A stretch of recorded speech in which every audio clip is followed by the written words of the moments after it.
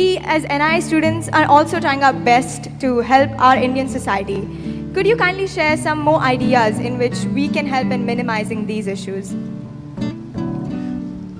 Well, I think that school is a great place to start because that's where young minds are formed, and there's always a spirit of competition that we instill in kids at a very young age. You have to come first in class.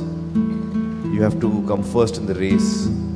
You have to be the best piano player in your age group.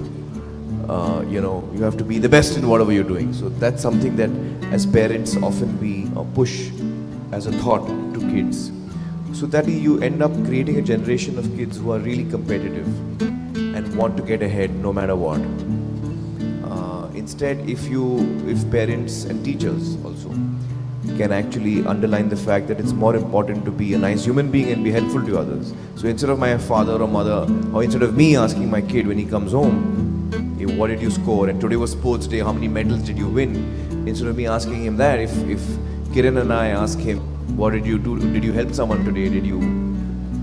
So then the kid will understand that this is much more important to my parents. They never ask me, do I come first in class? Have I come first in the lemon and spoon race? They don't ask me all that. They ask me other stuff.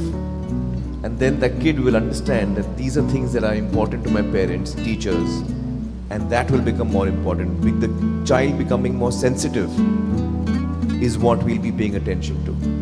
And when that happens, you have a whole generation of kids coming up and growing up who are actually trained to be sensitive rather than be competitive. And I think that really can bring a big change in society.